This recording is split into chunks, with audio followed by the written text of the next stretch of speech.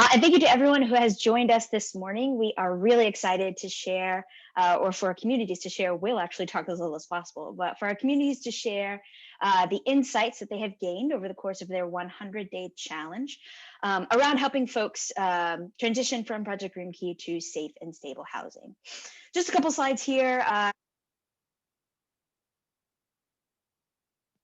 Then we'll move into hearing from each community. As mentioned, we'll pause and ask you to use the chat with any questions that you have. Time permitting, we'll stop after that for either verbal Q&A or more Q&A in the chat.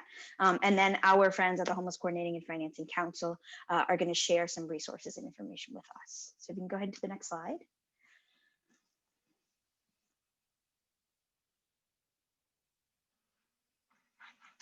I may have a lag, but I am still seeing the same slide. You are still seeing it. Let's see. Okay, no worries. Thanks. So yeah, here's the agenda, the order that we'll be hearing from our communities today: Riverside, followed by Stanislaus, Los Angeles, and Alameda County. We will get you guys out of here on time, and I believe we're going to give you some information in a moment about how you can access this webinar and the resources that come out of it. Go next to the slide. Okay, I just want to let you know who's here on the phone from Rapid Results, and you should feel free to use the chat to DM them directly if you have any questions about the 100-day challenge process. My name is Sarah Hennessy. I got to coach the Alameda County team. And then we also have Sean Witten, who is our director of programs here in the US. And then the other coaches on the call are Tristina Stewart and Marnie Thomas. But let's take a look at those names. If you have any questions, feel free to send them a direct message. Next. So what is a 100-day challenge? Some of you will know what this is, and others showed up because we asked you to, which we really appreciate. But the 100-day challenge at its most basic is this idea that communities have the potential to unlock incredible solutions to the challenges that they are facing. And what we do as ORI and the multitude of organizations that support us in helping to facilitate these challenges is to create a space for innovating and experimenting with new ideas. So you'll see, kind of starting here on the top left, the 100-day challenge comes from a group of folks called system leaders. We don't need to necessarily get into all the vocabulary, but system leaders are folks sort of at the executive level, at local government agencies and service providers who create the authorizing space for those on the front line, those are people that comprise the team, to do that setting of an ambitious goal and then trying out a bunch of things that they may not normally try during the course of 100 days to see what sticks as far as increasing their performance, as well as what insights they can gain around how to improve their system in the long term. So this may be a confusing graphic. If you decide to join us for a 100-day challenge, you'll kind of get more information about it in the future. But basically, the idea here is that a challenge is set by the system leaders in a community. That frontline team really takes on that challenge, works like crazy over the course of 100 days.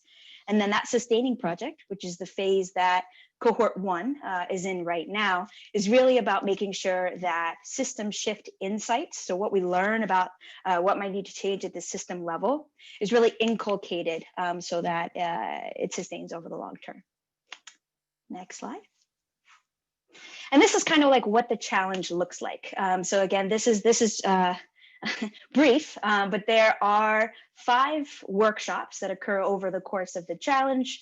They each serve a different purpose to help the community, take a look at where, for example, start at the launch and set your ambitious 100-day goal and put together a work plan to figure out how you might get there.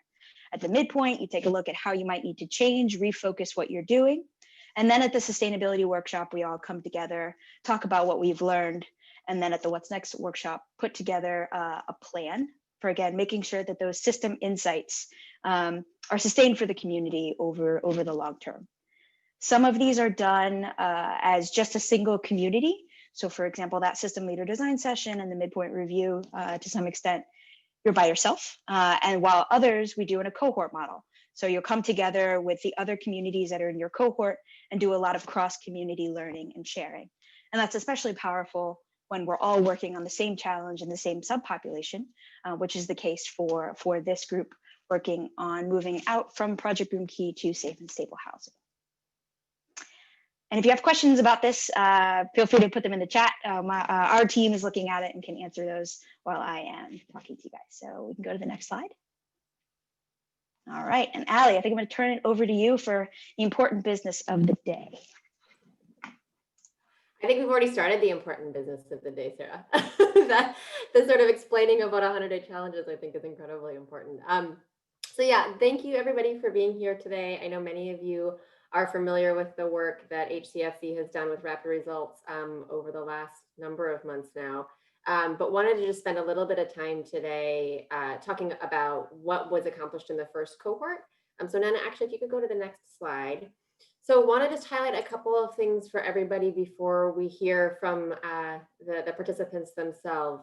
But the first cohort, as many of you know, wrapped up here earlier this fall. We recently posted some really valuable resources up on our website. It's a little bit hard to find, but if you go to the resources page on our website, it's one of those 4 boxes. If you click the resources page and scroll down, there's a whole slew of 100-day challenge resources with case studies from each of the communities, summaries from each of the communities, as well as a summary of the cohort as a whole. I'm partial. I think that the case studies for you all, for folks on the ground, I think there's a lot of really useful knowledge and useful tidbits in those case studies in particular. So I would encourage folks to take a look at those after this call. Oh, thanks, Julie. Yes, and it's in the chat, so it's not that hard to find anymore. The other thing, just as a note for folks, the second cohort we are in the midst of right now. So Sonoma, Santa Barbara, and San Francisco are in the midst of their 100 days as we speak. A slightly different focus than the first round, which all communities in the first cohort, as you'll hear from here in a second, were focused on rehousing out of Project Roomkey, a really critical focus for the state right now. The second cohort has a bit more of a mixed overlay. I will say, though, that we have brought in, Rapid Results has brought in a really strong racial equity trainer for this cohort as well, which will continue throughout.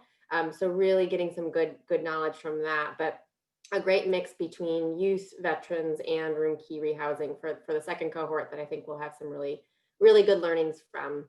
And then the third cohort, which you will hear as we continue on here, we're expecting it'll start in early 2021. We are really eager for folks to join us in this session. So we'll talk a little bit more about that at the end here. But our hope is you'll sort of see from what you learned today that this is not sort of an additional item of work for you to do, but in service of the work you are already doing. And so really trying to think through that this is not one more thing to take on when we know you are already at your absolute maximum capacity. We are really understanding of that. This is really intended to help you all do that really hard work. It's harder even than usual this year, how to do that a little bit easier, a bit more streamlined, and a bit more efficiently. And so really trying to understand, as you hear from communities, the value of this and not seeing it as one more thing to take on is what our hope is for the session today. And just sort of as an aside, I am a real believer in 100-day challenges. We released these, the governor announced that we were doing this in December. These are just incredibly valuable opportunities for you all to focus on things with a really remarkable set of TA providers. You've heard from Sarah, you'll maybe hear from a few more today, but just a really good opportunity for folks to sort of take a pause, think about how they're doing the work they're doing, and thinking about how to do it a bit better with more partners, with new partners, and just really seeing the value in it. I also want to mention, and you'll hear a little bit about this today, the work is not done after that 100 days. Your TA providers will stick around and really help ensure that what you've learned is embedded into your day-to-day work. And so there's a sustainability piece to this that we and the governor was really focused on to ensure that this wasn't sort of a flash in the pan learning, but really something that helps you all sustain those learnings throughout the rest of your work and ongoing after those intense 100 days are done. So just want to mention and sort of flag out that this is really one of those things that we see as a really valuable thing we can offer you all. Are really excited that we've been able to and are eager for that third cohort to start in early 2021. I also want to mention just a couple things that are not on the slide, but before I hand it over, for those of you that don't know, we have our next council meeting on December 18th. We will be highlighting a lot of this work there and sort of, bragging about you all, to say the least, to put it bluntly. Would encourage folks to join in and listen. They are public meetings, so for folks that are interested, you can find information about that on our website as well. And just did want to mention too, if for those of you that haven't seen it yet, HCFC retweeted this recently, and I don't think we have our Twitter account on any of this stuff, but I think it's CA_HCFC on Twitter. We retweeted out a video that DSS did about Project Roomkey last week. It is remarkable. And I think for those of you that have been doing this work, whose family members haven't seen you all year, who don't understand what you're doing, it's about a 6-minute video that like I have shared with my family to help them understand what we've been doing. It is so powerful, given how hard this year has been, and sort of as we start to wrap up and look back on the chaos that was the last 10 months. I just would really encourage folks to take a look at it and sort of honor the work we've done this year together in a really beautiful way. So if folks are interested in that video, it's on our Twitter account. I think we're going to try to put it up on our webpage too. DSS has it on their Twitter feed, but if you're interested, we'll try to send that out afterwards as well, because I think as we reach the end of the year and do some looking back, I think it's important to really value and honor the incredible work that folks have done around Project Roomkey this year. So with that, before I get too emotional, I'm going to hand it over to our actual folks that have been doing this work on the ground to sort of help explain how this all worked. Thanks, Allie. Yes, so these are the communities that comprised Cohort 1, Riverside, Stanislaus, Alameda, and Los Angeles. And there's a good chance that the slides are even in that order. So I think this is in fact the order that we're going to have folks present in today. So guys, when it's your community's time to present, if you wouldn't mind just introducing yourself, what role you play in your community, and then yeah, we'll go from there. We're hoping to get about 7 minutes from each community, but feel free to be brief so that we can engage in Q&A. And while communities are presenting, we really do encourage everybody else on the call to be adding your questions into the chat. We've got a bunch of people who are focused on either getting those answered immediately or marking them down and making sure that that information gets out to all of the attendees after this call. So with that, we'll move right into it. First up, we have got Riverside, and Tanya, we'll let you go ahead and take it away. All right. Good morning, everyone. My name is Tanya Torno. I am the manager for the Continuum of Care program in Riverside County, and we fall under our county's Housing and Workforce Solutions Department. Always have to give that shout out. I think it's so cool that we have a dedicated housing department in our county. In Riverside County, we set up, I heard the word ambitious earlier used, no better word, a very ambitious goal to house 140 seniors 65 years and older through our Project Roomkey program. And even further, because we recognize the importance of housing first, plus the supportive services, and right, that's the key piece. We committed ourselves to making sure that seniors who needed linkage to social services were able to be connected to those. In the first 100 days, I know it's not included here, but I did want to share we housed 58 seniors, and we are still counting. So on this slide, you'll see that as of November 16th, we have successfully placed 108 seniors into permanent housing, which we are continuing to celebrate. Really, it just makes us feel good to know that even in the midst of a pandemic, there was such great energy and enthusiasm among our local housing and homeless advocates, caseworkers, and street outreach teams to connect seniors to housing. Of the 108, of the 140 seniors that we're working towards, we have above and beyond 94 individuals who are still in Project Roomkey, and we are utilizing our Section 8 program to link them to a housing voucher. I'm going to update the numbers here. We have 71 who currently have a Section 8 voucher and are looking for permanent housing. While I this slide definitely highlights the use of Section 8. I also want to recognize that we had made every effort to maximize every single housing resource available. So with that, we utilized HUD-VASH vouchers. That's the Veteran Affairs Supportive Housing Program. We also maximized the use of the CalWORKs Housing Support Program because we had homeless families with seniors that could be successfully linked to that program. And then 32% were successfully what we considered able to resolve their homelessness by reuniting with friends or family. And so that was key for us. And as we present, and on one of the next slides, I'll talk about what flexible funding sources we use to help bridge those connections. Next slide. We definitely, working with Rapid Results, focused on what changes do we need to make within our system to ensure that this effort is sustainable beyond the 100 days and can continue to move forward for many years to come, so that senior homelessness is short, or the length of time that they experience homeless is short, and they can be quickly connected to permanent housing. So with that, we are currently working on executing multi-agency MOUs with agencies such as our Office on Aging, Department of Public Social Services, County Behavioral Health, and other nonprofits. This piece is absolutely critical because through the challenge, we have implemented some great strategies, and I wanted to highlight on some of those as an example.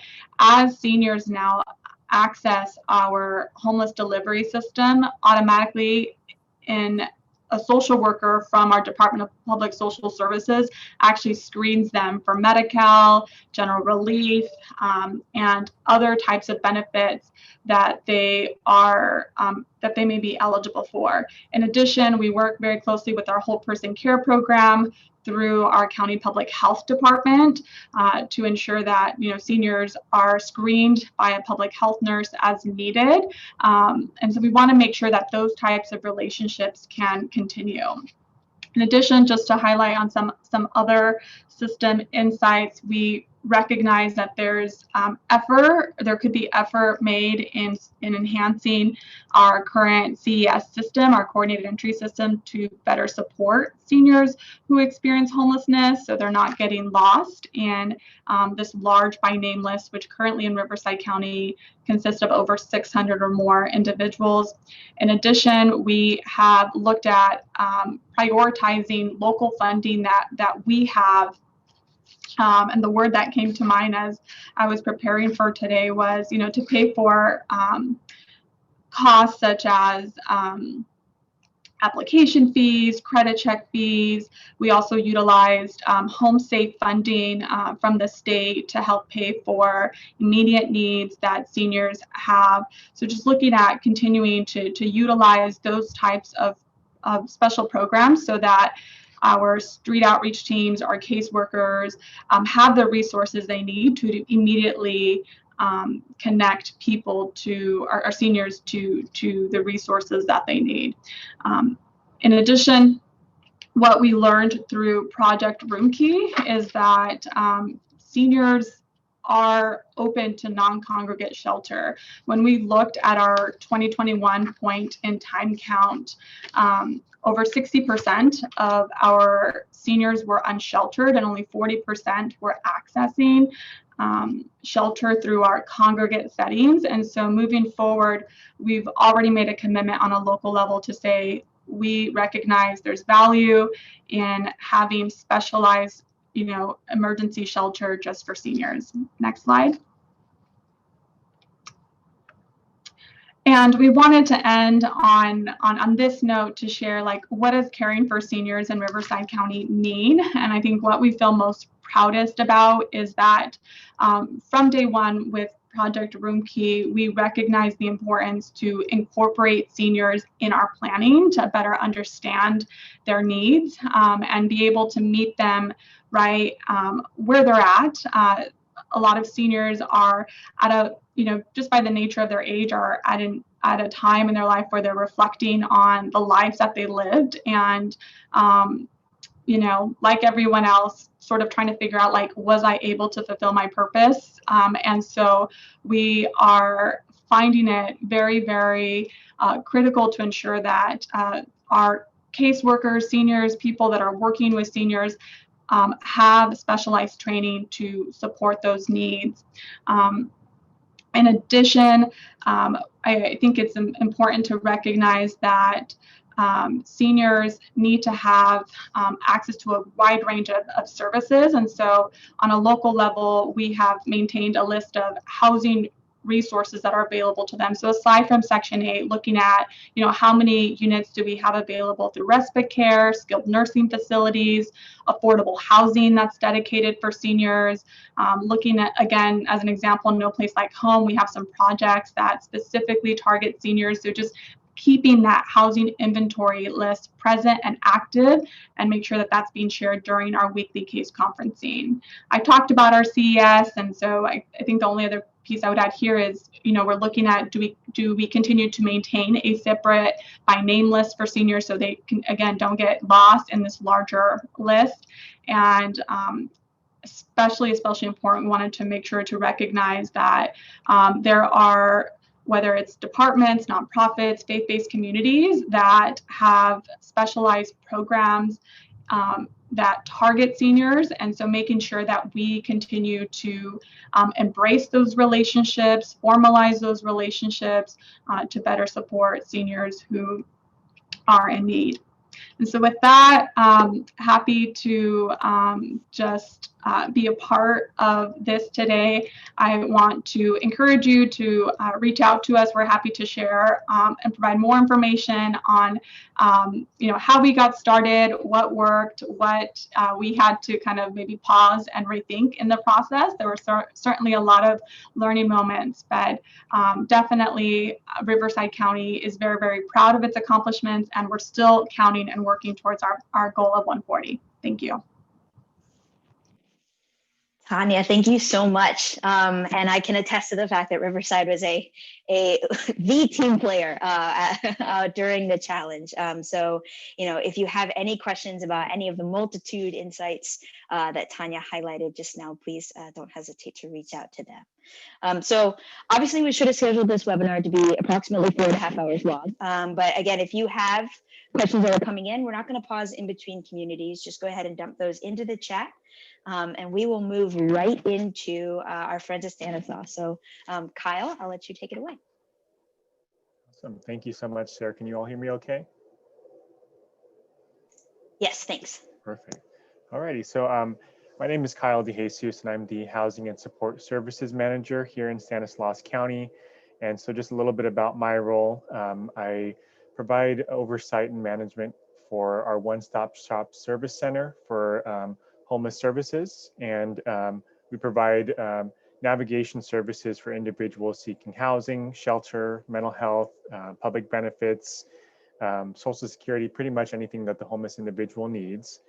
I also do provide support for our local continuum of care, and also provide project management oversight for various homeless initiatives within our county.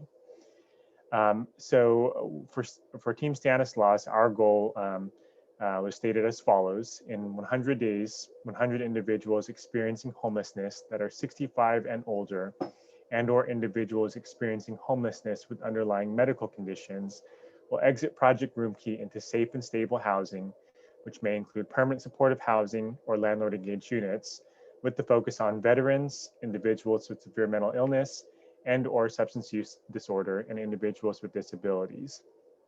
As of earlier this week, Monday, we have successfully secured housing for 38 Project Roomkey guests.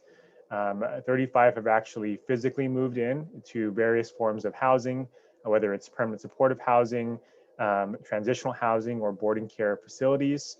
And we also have 3 individuals who are have been approved for housing, but are just pending move-in dates.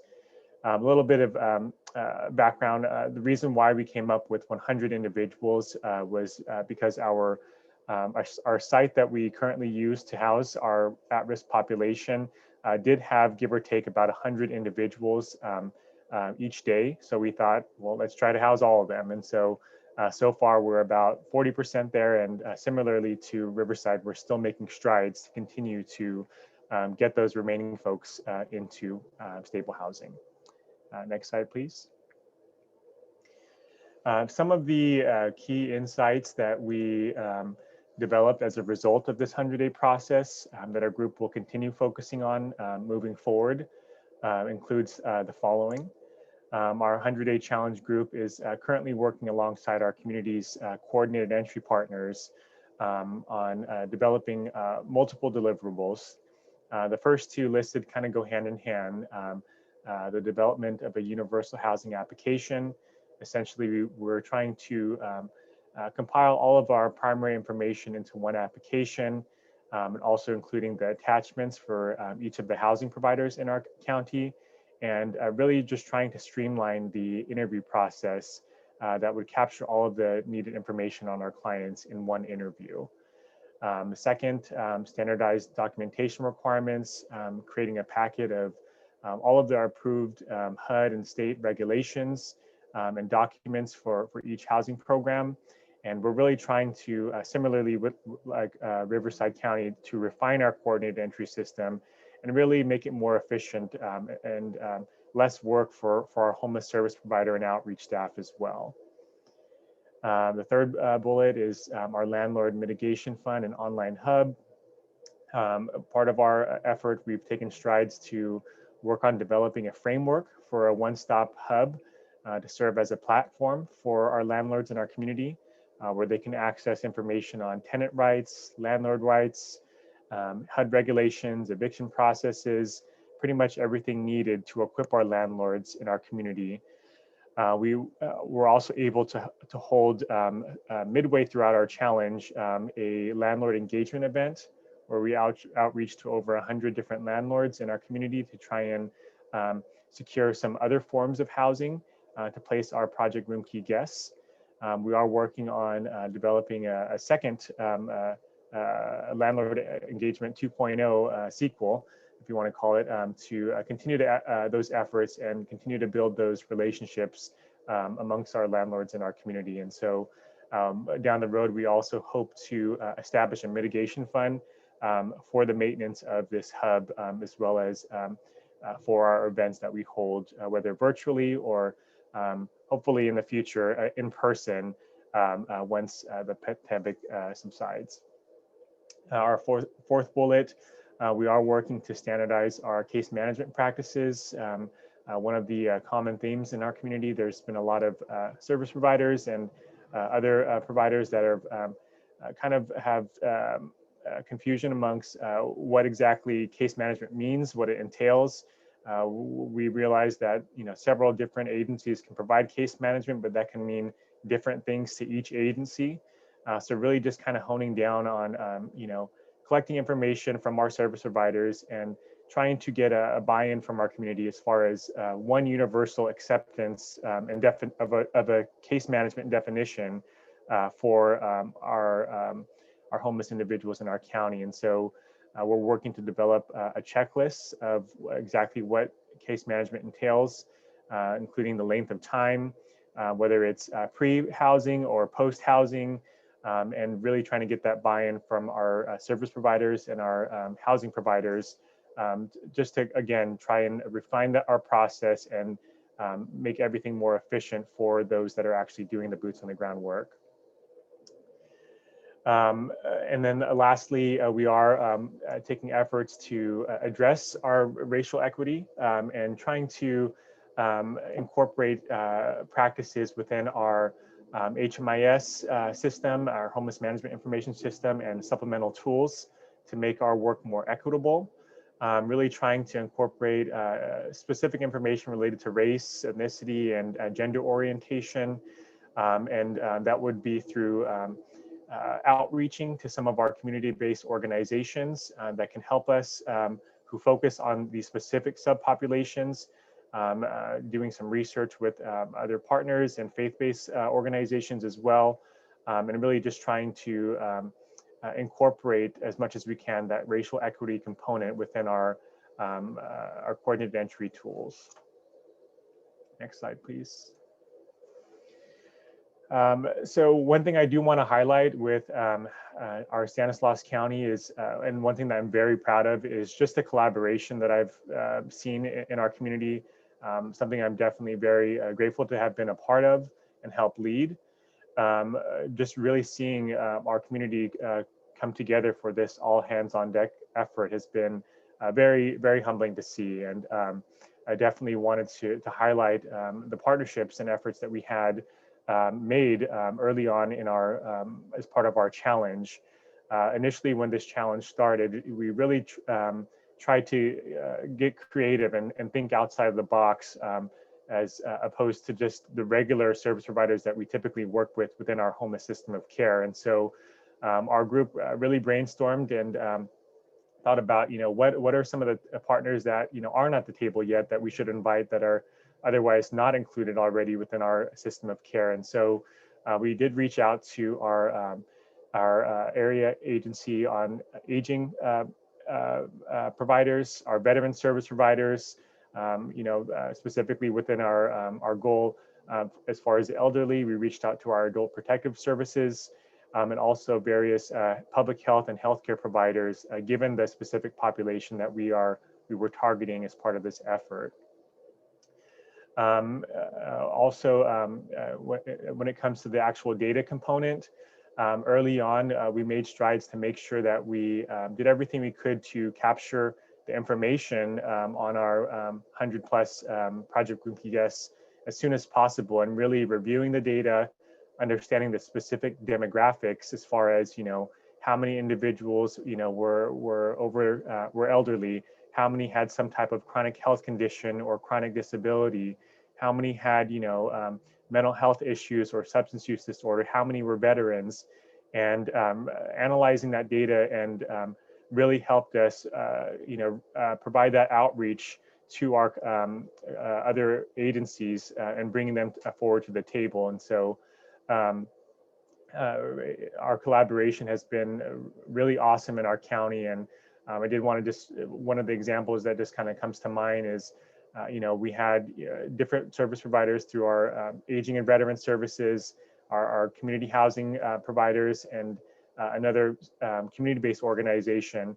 When it came to certain clients, some of them would actually pitch in, 1/3, 1/3, 1/3, for just some rental assistance that the client was needing to get into housing. And so, like I mentioned, just seeing that collaboration and everyone willing to chip in to help has been something that's been awesome to see within our community.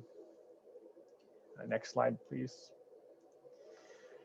As far as engaging cross-system partners, it was really important to us from the get-go to really define a clear and concise goal from the get-go, and really reminding our work group each time of our mission and our goal to continue to house as many people as we could.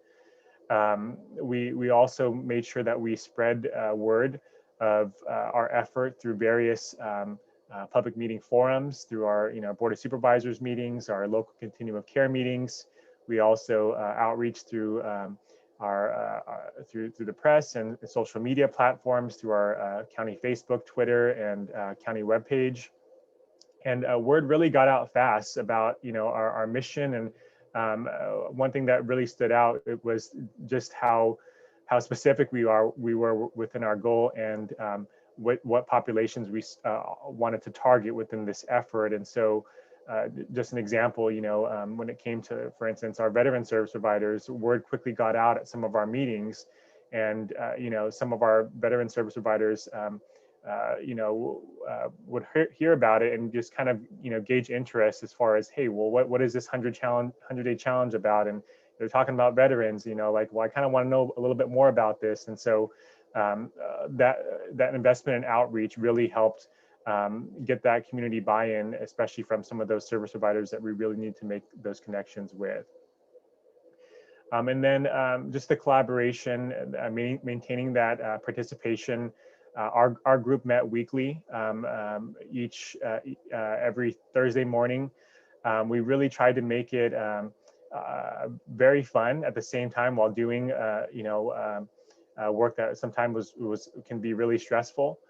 We would always start off our meetings with a little fun, quirky icebreaker, and initially within the meeting too, we would always share success stories about hey, John Smith, got in their family, they moved into housing, and we would have virtually everyone would send their clapping hands and thumbs up emojis, and really try to make it fun, but also get down to business at the same time.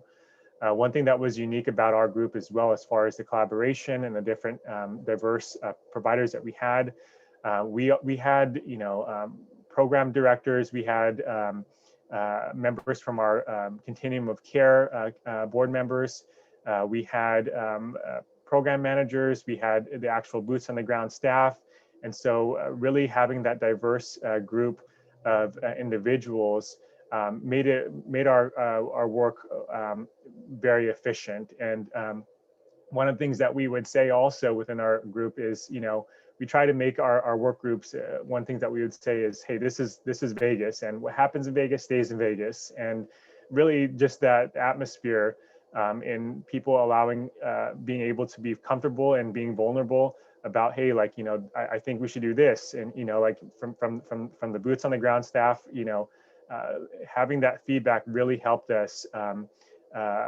work and get creative with what strategies we wanted to employ within our community. And so certain things that, our management folks would come up with, they would throw out ideas, and our boots on the ground staff, they were comfortable in saying, hey, you know what, I think that probably won't be a good idea. And this is why. And so that collaboration, that diverse group of people that we had, really made our group work well. And again, just getting creative and having that atmosphere of openness and no judgment, that really helped us move the needle along some of the issues that we had encountered within our community. And so I think that's the last slide I have. And the last thing I do want to mention also, and apologies if I'm going a little bit over time, is, we did a lot of work also with our coordinated entry group. And so one thing that was very helpful was that our coordinated entry partners did help us in prioritizing our project Roomkey guests for some of the housing within our community. That without a doubt was huge for this effort as we continue to make those connections with the individuals and get them placed accordingly.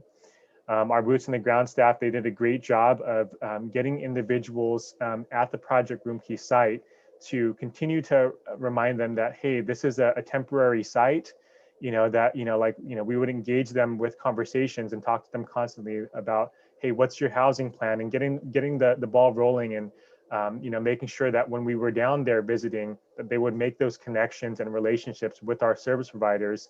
And so really trying to make sure that the individuals didn't get, too secure in their situation.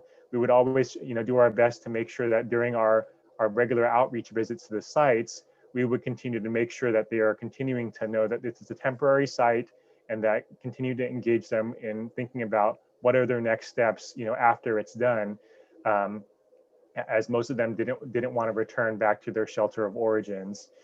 And then lastly, our homeless management informations team was huge and phenomenal in capturing the data that we needed to review and analyze for this effort. And so we're one of the communities that's very grateful and lucky to have an actual homeless management information coordinator. We worked with her and as well as some of our other technicians to make sure that we got that data timely and reviewed it accordingly to make sure that we knew which service providers we needed to make those connections with, and also analyzing which Project Roomkey guests hadn't been touched yet, and so that way we can make those appropriate service providers connections.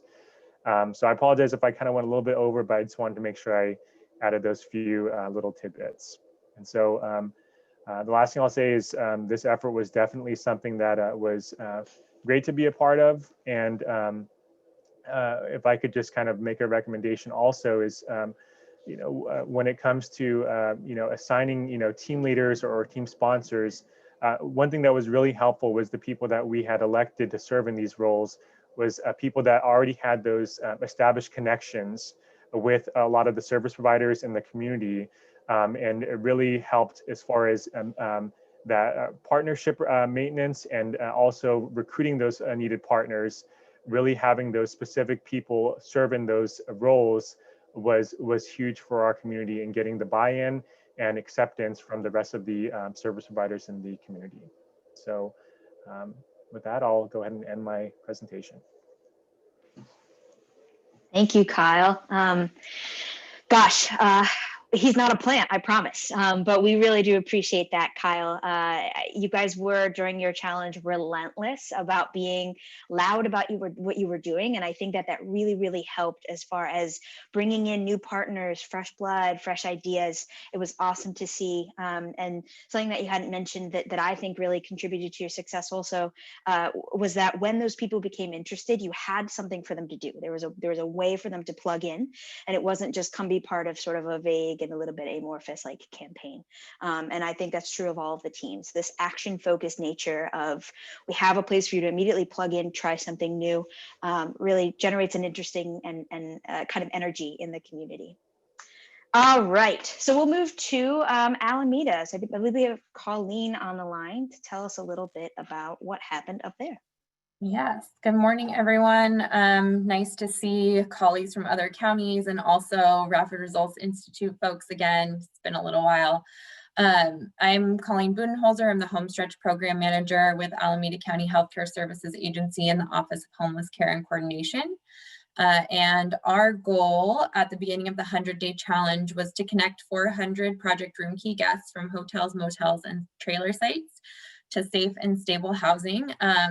That was a very lofty and ambitious goal at the time, and something that we're definitely still working toward. And I'll talk a little bit more about kind of our what's happened a little bit since the 100-day challenge. We have had 100 Project Roomkey guests connect to safe and stable housing at this time. Next slide. So some of our key insights, and this is kind of part of where I was going to talk about ramping up. So the first one is expanding affordable housing stock. So of course, how do you resolve a housing crisis? We need more housing and more housing that's right-sized for the community. So we have a lot of folks that don't, the market rent in Alameda County is extremely high for most people. So definitely looking toward affordable housing and more stock. And one thing that's happened since the 100-day challenge sort of ended is the ability to identify a lot of housing, basically what we're calling housing slots, which includes both subsidies that are scattered site and require that someone find a unit that it can be used at, but also site-based units, including Roomkey. And we have around 850 slots identified for either subsidies or subsidized units, and that includes rapid rehousing, permanent supportive housing, and like I said, Roomkey sites and deeply affordable housing. So that's been really key, and we think that our number of exits is going to increase quite dramatically with that. And I also want to mention one of the things with the scattered site subsidies is that actually identifying units is difficult in a tight housing market. So we started a landlord engagement program that's been really successful. So we have done advertising locally and have a line where landlords can call us, and then we can connect them to the appropriate agency who's working with a client that their space could be a fit for. So that's actually been really successful and allowed a lot of people who have subsidies to identify units more quickly. And then along with that, we're also with those 850 slots, we're also connecting those folks to services to help with the transition and stabilization in housing. And then we also do have like flexible funding that like some of the other communities mentioned that can help with move-in costs, both for folks moving into subsidized housing, but also for people into market rate. So, first month's rent, security deposit, household items, home furnishings, things like that. Another key system insight was strengthening coordination between providers using data and also case conferencing. One of the really neat things about the 100-day challenge, and I think for me personally, one of the things that I valued the most out of it was the collaboration and really being able to bring different providers and different system leaders to the table that maybe aren't all at the same table at the same time in any other sort of kind of situation. So that's been really, really great. We've been trying to, at the county, take some responsibility for pulling together actionable data for the site. So we've created client level spreadsheets at each of the sites that say kind of what of those resources I just talked about people are eligible for and how to apply for them. And then also bringing together people for case conferencing in a larger group. And then also we've created a technical assistance team of kind of housing experts from the county. And we have TA calls, and then we've also been actually going into the case conferences at the sites to provide a little bit more information, because we do have a lot of new housing navigators that were brought on as part of this effort that have experience in housing, but maybe not in the Alameda County system specifically. So that's been really helpful. And that kind of is part of the third bullet, which is providing TA and training to support long-term sustainability and housing retention. So really trying to make sure that the agencies that we're partnering with have what they need in order to successfully support the households experiencing homelessness to transition into safe and stable housing in a way that's sustainable. And then also addressing systems that prevent success in housing retention. So this is again kind of, I think, the 100-day challenge, and also frankly just the the pandemic. I think housing and homelessness has always been an extremely urgent issue in our county, but there was kind of a shift in the community's knowledge of that being such an urgent issue when the pandemic hit. So that moment sort of allowed us to bring in a lot of resources from different places.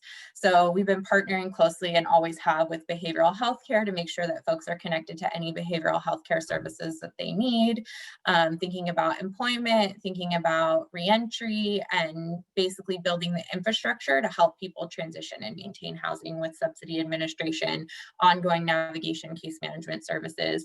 And also one thing that's not written here, but I feel like it's really important, is services specifically for seniors, including like PACE programs. We also worked a lot with those organizations to bring them in and get folks connected when appropriate. Next slide. So the thing I'm going to kind of delve a little bit more into today, something specific, which is documentation. One of the things that we did during our challenge was sort of leverage the moment to really look at how, what sort of documentation requirements there are for certain resources and housing resources, and how we can remove barriers for folks regarding documentation. So, I'm sure as most folks on this call know that documentation can be quite a big barrier to housing for people experiencing homelessness. And this was pre-COVID, but then COVID made it even more difficult because all the offices that we were used to going to closed. It was more challenging for case managers to take people in cars, but to make, all of these different things. So it became even a more urgent issue. So one of the things that we did, and I urge other folks to do, is really look at the requirements that our community had for different housing resources and try to find out. And also, as Ali was talking about, this is where the TA really came in and helped as well. Trying to really figure out, are these documentation requirements from the funding source, are they really necessary, or are they too stringent? And so one of the things we did was really look at that and look where we could remove documentation requirements when appropriate and when we're able to. Yeah, next slide. And then the other part of documentation was removing requirements, but then also trying to create pathways for the requirements that still exist. So one of the things we did was sort of collaborate and come together with local government agencies to try to simplify the process of obtaining client documentation. So we were able in healthcare services to partner with the social services agency, and we had a partnership for a while, but we built on that so that if people, for example, didn't didn't have a social security card, we could ask them to generate a letter that would verify the social security number if they were able to, which they could do for most people, because people with Medi-Cal, their social security numbers are verified through meds, so they could get that information. So for the majority of our folks, anyone without a social security card, we could request that letter and use that in lieu of a social security card. And they also can often provide verification of income, and also can sometimes provide copies of IDs, etc., if that's something that someone had brought in at any point when they applied for benefits. So we streamlined that process to be able to do sort of like batch lookup. So we could send them large lists and they could send back what they have. And then we also have a release of information process with them, where we can send them a release and they'll send back a letter for a client and any other documentation that they have, like verification of income, IDs, etc. And I think one of the things to mention about that is that one of the things that was important was the partnership with social services, but then it was also getting the housing operators to buy into taking a form of documentation that does meet standards, but isn't necessarily what they're used to. So, so for example, taking the letter rather than taking a copy of a social security card. So we kind of were very clear about what we would provide, and we also included information about regulations when we reached out to people to make it really easy for them to say yes. And we also sort of like leverage relationships against relationships. So we got early buy-in from some key partners, and then we were able to sort of use that to help get buy-in from other folks as well. Yeah. Great. Colleen, thank you. And I like how gently you put that. We just let them know what the rules were. And Colleen, when you get a moment, I think there might be one or two questions actually in the chat for you about some of what you talked about. But yes, God, documentation, right? It's top of everybody's list because it's such a foundational aspect to be able to get people into the process. And of course, I'm biased as the Alameda team coach, but I think you guys really move mountains to understand like really what the regulations are, and then to help bring the community forward in saying like, listen, how do we just make this process more fluid, facilitate it a little bit easier for folks? So I appreciate you, Colleen. Thank you so much. All right. So last but obviously not least, we have Los Angeles. So Reba, I will turn it over to you. Yeah, LA County. So our goal, yeah, woo-hoo. Our goal initially, and someone had mentioned the 400, and I think it's important to share with you all that we started off wanting to do 700 in 100 days.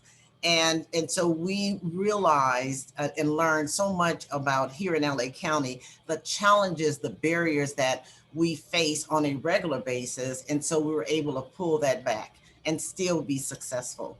So we utilized shared housing to house over 109 people, ages 55 years and older, with an acuity score of 0 to 7. And that was not, denying anyone with higher scores. But we were able to learn so much about shared housing, and that shared housing is not necessarily sharing bedrooms, but sharing spaces, common areas.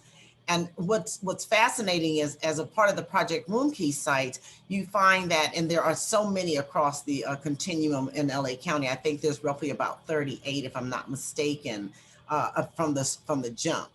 But what was amazing is that it's creating community in itself. So I'm going to move right on into the success as of today. We have successfully housed 238 seniors ages 55 years and older who have permanent housing, their own space. 741 seniors agreed and have exited to temporary housing or temporary stay with friends or families. Next slide, please. Systems insight, input from people with lived experience. I want to share with you that I am not a service provider, but I was actually invited to be a part of the 100-Day Challenge, myself and one of my peers, Lorraine Cantley, who are members of LASA's Lived Experience Advisory Board, but more importantly, we are lived experts in reference to having had the actual experience of being homeless. And so what's important is communication with the SPA leads to better outcomes for participants, to have providers to understand the system shift. Now and I had stated earlier, we looked at how we could rebrand shared housing. And it's really important because we want to make sure, as people with lived experience, that we are advocating for folks to be able to continue to have dignity and be treated with respect, and build trust and rapport. Next slide, please. So here's the really good news. During this 100-day challenge, it's very interesting how much LA County has actually done by way of incorporating and including those of us who are lived experts to be a part of the system. So engaging people with lived experience should be intentional and take place in every process. I'm talking about from the beginning, blank pieces of paper, brainstorming, think tank, where we are actually actively involved and included and feeling welcome. Persons with lived experience should be full and equal partners in the work. And that simply means that from the very beginning, that we should also not only be included, but we should feel included in the process.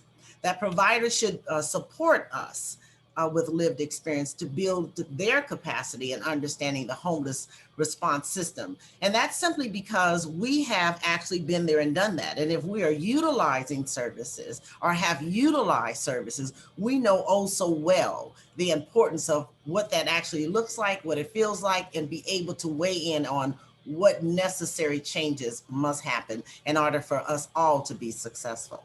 Is there another slide?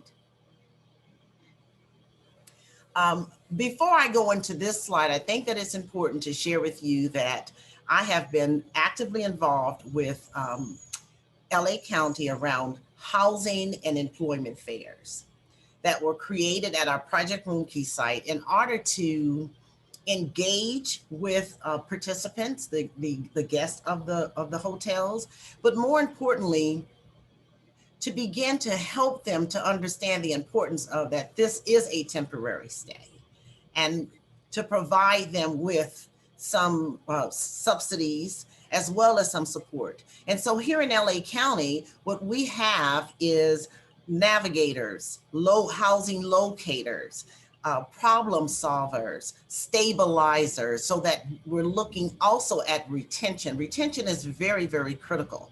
And with the employment fairs, it also says to the individual that, you have options here, in reference to whatever your source of income is. So it's just been a really amazing experience. I think too that it's important for us all to remember that in these Project Roomkey hotel sites, we have created a community. We have created a community of folks who have one thing for certain in common, and that is that they were unsheltered and that they have been brought into a safe space. And because of that, it has been so much easier for us here in LA County to have the conversation about shared housing or shared living or roommates. And it's amazing how in many cases, there have been 5 residents who agreed to come together and live in a common space. Can you believe that? Can you imagine what that actually looks like? And how it was decisions that which they have made. So moving back to the slide, persons with lived experience need to be appropriately supported and compensated for their time and expertise, including monetary compensation and other support such as food and transportation and what have you. I think that what's important is to recognize how much we should be valued, and that what our value actually brings to the table. Authentic inclusions for lived experience require an ongoing commitment to change for both the system. And that is truly what we have been provided an opportunity to do. I will also end by saying that LAHSA, the Los Angeles Homeless Service Authority, has created a job for people with lived expertise as document specialists. And so if for those other counties who are being challenged, and this particular job actually requires lived experience. And it helps individuals to go out and to acquire those documents in order to be document ready and to be best prepared for moving forward in their life and on their journey. And so it's just been a really beautiful experience. I will shout one thing, that it's really about ensuring that we are at the table. And my strong request to the state of California is to give us a slice of the power. Thank you. Thank you, Reba. It better be a big slice. It better be half the Big damn slice. pie if I got anything to say about it. Yes, ma'am. No, thank you so much, Reba. It's always just awesome to have you speak with us. Yeah, I think that LA learned a lot about what it means to truly integrate folks with lived experience to be a part of the team, not folks who are there to talk about what their life was like and give some suggestions, but folks who have decision-making power about how the team's Sarah, time and resources are spent. So, Sarah, if you don't mind, I do Please. think it's important that I share with you that, we started doing the housing and employment fairs in August. And although we're in this critical time around COVID, and recognizing that it is risque to, be out and engaging in the communities, regardless to who you are. And I was dedicated and committed to the cause and to the movement. And so I attended each and every housing fair. And yesterday was my first day being hired officially with LA Family Housing to be as the housing and employment fair coordinator. And so I am super excited. And I think that this is why it's important that I share this in hopes that other counties will recognize the true value. And if you give us a chance and you allow us to prove ourselves, you're going to want us to. So thank you. Woo-hoo! Congratulations, Ms. Stevens. All right, guys. So I think I'm turning it back over to Allie with some other important stuff. I think that's right. So I am mindful of time, and I want to make sure that you all have a chance to ask questions to the fantastic presenters that just went before me. But I wanted to just call out a couple quick things that I'm guessing folks on this call are already very well aware of. But just to make sure, there are two things that were released yesterday and the day before around Project Roomkey and rehousing that I want to make sure folks are mindful of. The first, earlier this week, the governor announced an additional $62 million for Project Roomkey, both operations and rehousing out of Project Roomkey. So want to make sure folks saw that. It will be administered by the California Department of Social Services. As soon as I'm done here, I'll add the links to some additional information about how that funding is going to be given out, just to make sure that everyone is aware of that. You all just heard the heroic efforts of folks trying to get people rehoused into permanent housing out of Project Roomkey. We are under no false assumptions that this is going to be easy. And so while we are also aware that we are in the midst of some pretty significant increases in COVID across our state, that we need to be balancing out both keeping these open and making sure that the spirit and intent of Project Roomkey, which was to ensure that our folks are being kept safe from this pandemic, that there's still that opportunity. But we also know that the safest place for folks is permanent housing. And so trying to think through how to balance that funding, that additional one-time funding in a really strategic way. We at the state are here to help you think through that. And that's this additional resource here. Yesterday on the HCSC website, we put out sort of an additional piece to the earlier strategic spending guide that we put out earlier in July. This is specific to how to think about funding Project Roomkey and rehousing out of Project Roomkey. We at the state know we have lots of different tentacle programs across the state. If you are interested in having a consultation with the state as a whole, sort of with us, with HCD and with CDSS around all of the varying funding streams and how to think strategically about using it and targeting it to get folks into permanent housing out of Project Roomkey, we're offering that up in this document as an opportunity to do that. And so we just encourage folks to take a look at those two things as we think about the hard work that is ahead of us and all that we've learned thus far. So just wanted to do a couple quick call outs for those two pieces and make sure that folks had a chance to see those. So with that, I think that we can open it up to questions unless anybody else on our Rapid Results team or HCFC has questions. or comments that I missed. Oh, my pitch. How could I forget? Thank you, Nena. A little nudge there. I appreciate that. Sorry, y'all. It's been a long week. So just a quick couple things. Obviously, the hope is that you're just hearing from all of these folks locally and the value that this 100-day challenge brought to their community, that you all might be interested in participating in this third round. So recruitment and selection is happening now. You can email our HCFC inbox if you're interested. Interest does not equal have to. It just means, hey, I'm intrigued. I want to have a little more conversation. I want to understand what this all entails. We will then put you in touch, sort of track that and put you in touch with Rapid Results for sort of an intro conversation just to see if it might be a good fit for your community or not. So really encourage folks to do that if there is interest, and we can sort of work through with you what that might need to look like. We are anticipating a sort of a primary focus again on Project Roomkey rehousing. Now that we have this additional funding stream coming through, it is one time. We do not expect to keep being able to create emergency funding, and so want to make sure we're being really thoughtful with that funding. So we do sort of expect a similar kind of focus, but if there's interest from a community on a totally different topic, we also want to hear that. So shoot us an email if you're interested. Hope that this showed how valuable it is and how great the Rapid Results team is, and more to come as we get that third cohort up and running. So I think that's actually it. But Nena, tell me if I missed something. Q&A, woo! Yes, we made it. All right, if you would like to ask a question, please click on the raise hand icon, and we will then invite you to unmute yourself and ask your question. You can also continue to ask questions in the chat as well. And maybe we can start with some of the ones that have come in the chat as things were already going. So this one from Veronica, I don't know if Veronica, if you're at a spot where you might be able to unmute and sort of ask that question, or if you just want us to read out what you've written, or Colleen, even better if you can see it and just want to take a pass at answering her questions. Sure. So one of the questions was, when examining system barriers that prevent successful housing retention, did we discover anything related to a housing provider's procedures?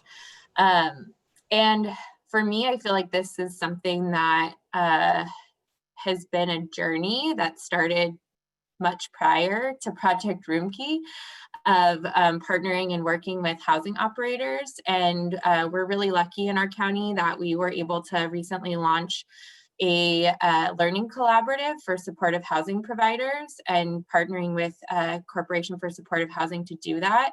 So that's really been helpful and key to be able to provide technical assistance, training, etc. And it's been sort of a long road to bring people alongside Housing First and make sure tenant selection criteria is taking a Housing First approach and things like that. But I feel like we've had a lot of really successful movement. And I think that creating that learning collaborative and having a lot of resources for people, because a lot of times the kind of resistance is more of a fear of change, or fear of like the communities that they're typically used to at their sites changing. So that's been really helpful. But yes, we do experience that still. I also think that coaching service providers about how to manage those situations is really helpful as well.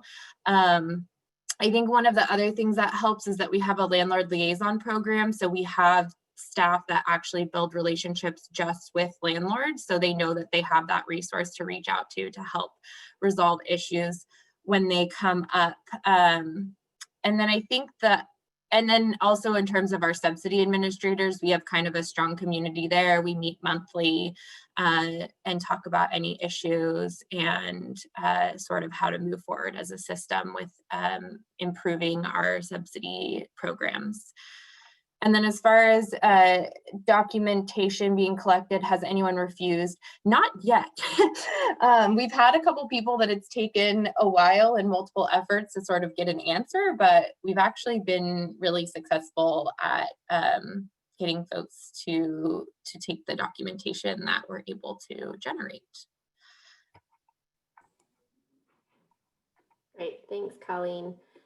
Another one we saw earlier up, and we've heard a couple times, so would love actually for the 4 communities, you know, anything you'd want to weigh in on this, but this question from Michael, If you have found people are having their needs met at the PRK sites and not really wanting to exit, question about if anybody has set time on restriction of stays, sort of how they're outlining policies around that, anything that folks can say about sort of helping and encouraging that move into permanent housing from the motel rooms. I will call out specific communities if you all don't speak up, because I know you've all, I think this actually came up in one of our conversations. I can speak a little bit about for Stanislaus as far as people. Yeah, they're obviously having their basic needs met. They have food, they have a warm place to stay. You know, some of our place, we have cable for them. It's kind of, you know, a nice place to stay. And so, like I was sharing earlier, is that, you know, we're trying to, within our conversations with our outreach staff that go out there regularly, we're making sure that they're aware, hey, this is temporary. You know, it's great that we got you either off the street or in the shelter, but like, you need to think long term. You know, what is your specific housing plan? And I think too, like what was helpful is just them seeing that some of their other shelter guests, you know, were getting housed, and you know, like they would kind of spark that interest as far as, okay, well, like I kind of want that too now, and just constantly reminding them. And we haven't actually set any time restrictions as far as this is as long as you can stay here. We obviously have them, you know, sign off on certain policies, you know, as a result of, hey, you staying here, you need to abide by X, Y, and Z. But I think as far as getting their needs met and having that sense of security for them, I think that's across the board with a lot of communities, that they're experiencing the same thing. You know, continuing to have those discussions with them, continuing to just have the boots on the ground staff coach them on, you know, getting them to think about, hey, well, you know, if you know, once you know this ends, you know, if you don't want to go back to the shelter you came from, now's your chance to connect with the service providers while we're out here. You know, you're easy to find. We're having them regularly come out here, and so you definitely want to take advantage of this opportunity. And so I think just having those stern conversations, and we had some great outreach staff that are obviously trained, and some of them actually have lived experience, and you know, really kind of getting to the same level as them and having those vulnerable conversations really helped us. But yeah, it's I would say that's a problem that's across the board, as far as you know, it's for us, for the people that came from shelter, staying at that non-congregate site at a hotel or motel, it is a step above from what they've had before. So naturally, one might feel that, okay, well, I've made it now, you know, but really having those conversations to make sure that they're continuing to think forward about next steps and those housing plans, and continuing to engage them while we have all of our service providers out here. That's kind of my experience from Stanislaus in our community. Thanks, Kyle. I think that makes a lot of sense. Anybody else on the cohort 1 team that would want to chime in on things that they've seen that have worked? I don't actually know what the results been because we just did this, but our on-site providers asked the county if we could create a flyer to sort of help help ensure the understanding that this is temporary. So we did do that, create site-specific flyers, and that also included resources about who to reach out to. And then I think, like Kyle was saying, like really connecting people to ongoing service providers that are going to help them after they leave the sites to transition, so that they feel like they'll still have that support. But it still is hard. I mean, we had one individual that we were able to sort of resolve it with sort of like a case conference with a housing operator and the service provider that will be continuing to support them, because they were just a little bit nervous, frankly, about the transition. Someone that's in school and really wants to finish strong. And yeah, so I think I echo everything Kyle said. Thanks, Colleen. And Reba, I think you might have been trying to chime in at the same time. I don't. Yeah, thank you for the question, because it is happening. I've noticed that it's happening in many of the sites in which I have participated. And what I'm finding is that it's really about messaging and how things are messaged and when they're messaged, and it needs to happen in the beginning.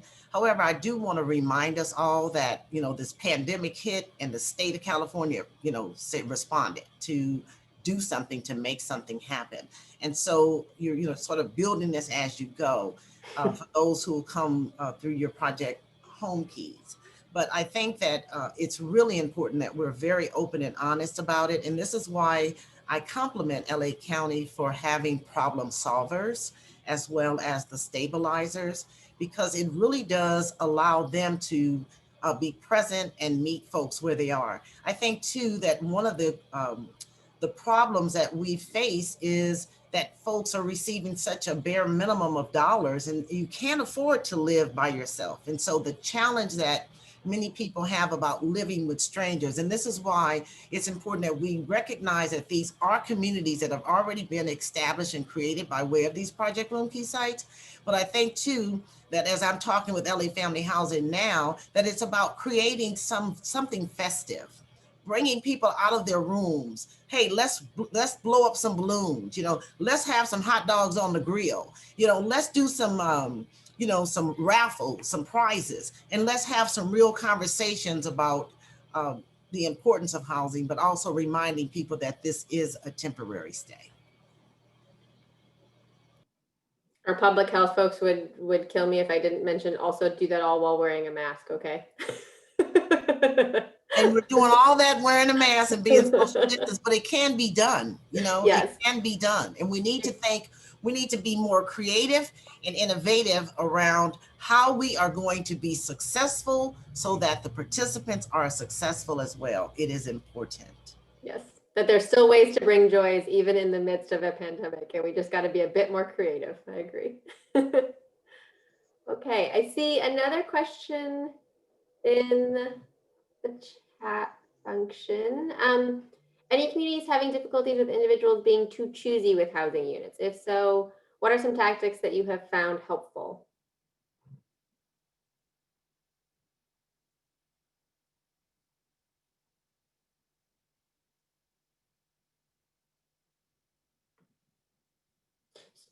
So if I'm not going to hear anything, I will just mention one of the things we were able just yesterday, actually, and Reba, I'm gonna tout something you all are doing at LA Family Housing. And they're sort of in the midst of building out this really cool shared housing tool, and sort of matches units to folks based on interests and needs and sort of where they'd like to live. So I think keeping that in mind of as you're engaging with people on the front end, asking them their preferences so that you're just being more efficient in what kinds of things you're looking for those folks. I think, I don't know, Reba, if you want to chime in at all, but I feel like that's been something that folks have found really helpful with this sort of app that they're in the midst of rolling out around matching folks to the kinds of units and to the roommates that might be the best sort of fit for them, but starting with kind of preferences of the individual. Seems like it's been working quite well for you, but I don't know if there's anything you'd want to chime in there. And thank you for that. But I will tell you what's happening in that process of all of that is that when the participant comes to the housing fair and they are seated, we have a portfolio. And so we're showing them the housing that is readily available, because it's important to remember that we're oftentimes using what's called third-party payments, because you're not going to give the money to the participant, so you're paying off to the landlord. So there's already been an establishment of a partnership between LA Family Housing and our landlords. But when participants can actually see the cost of what it's going to for housing, and then they're looking at your income, then it's a moment that, where you realize I can't afford this. And so then you begin to be more open to other opportunities or other options. So the challenges are there, but I think that it's really important that we're being honest and transparent and showing folks what it is that they're up against. I think that's a really good point. I don't think, and others on the team, if I've missed questions baked in here somewhere, let me know. But I think if folks have questions that they just want to unmute themselves and ask. We have a few more minutes still.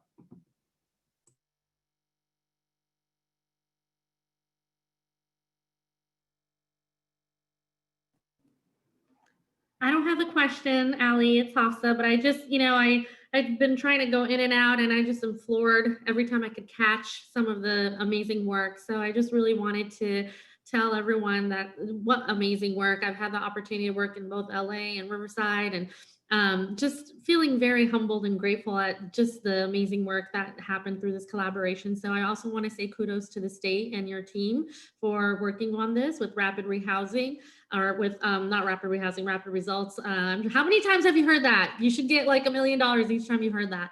But Thanksgiving is coming. So in the spirit of gratefulness, just great work, everybody. That's all. Thank you, Hafsa. I think that's important to remind ourselves of. So I did see one, and this is a little unfair because it came from Sarah, but I think it's a really good question that I just wanted to pose as maybe our last one, unless folks have other things going on.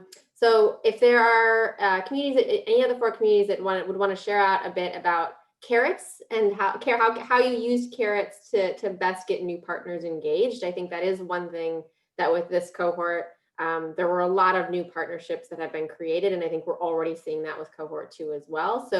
So for folks that are on the line trying to figure out how to engage new partners, anything that you all use that worked particularly well that you'd want to share out that you already haven't in your presentations?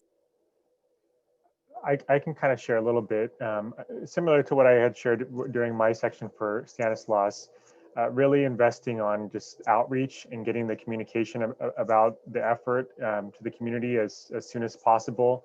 I think really having a specific target goal of who you want to focus on.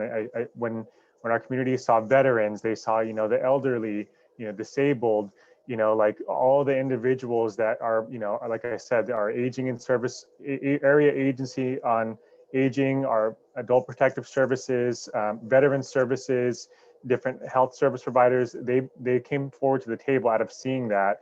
And it really spread by word of mouth. One person was telling me that one of their directors had approached them and basically said, hey, there's this 100-day challenge. You're talking about veterans. Like, are you part of this? And they would say no. And the director would say, well, why not? And so that kind of really sparked, some interest, just being very specific within our goal. And then obviously outreaching through various platforms, whether it's the press, the media, social media, and then 2, I don't say this in a prideful way, but what I was alluding to when I shared from my section, for my role, I was selected as a team leader, and so for me, I have a lot of connections already, given my role in the community. Providing oversight for our navigation center. I maintain partnerships with several different agencies that work out of our facility. I was able to network well, and I already have some of those key partnerships established. So I think my role really helped also. I think I was a good fit for it, being my involvement within the community already. And so I think having someone within the team leader position and also the sponsors to recruit people to early on would definitely help out as well.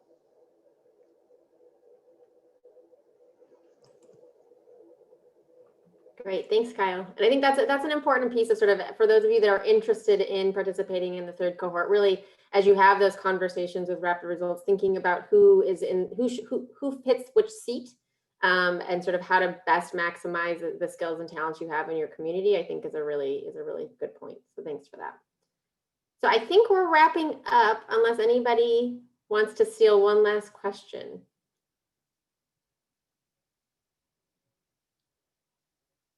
Hearing none. We'll just want to reiterate the congratulations to the 4 communities in this first cohort. Just really remarkable work. I think a lot to be learned for all communities that are in the midst of trying to do this. So again, just a shout out, if you want to learn a little bit more about the work that's there, we do have those case studies and summaries up on the HCFC website. You can dig in a little more and see specific questions you might want to ask. Feel free always to email us, particularly if you're interested in that third cohort. And if you have specific questions for rapid results around the 100-day challenge, Sean's email is also here. Anything else from the HCFC team or the rapid results team to close us out? Okay. I don't think so, Allie. Thanks so much. Great. Well, thanks everybody for joining us, and have a good weekend and a good holiday week next week. Make sure you're all taking care of yourselves. This is hard work.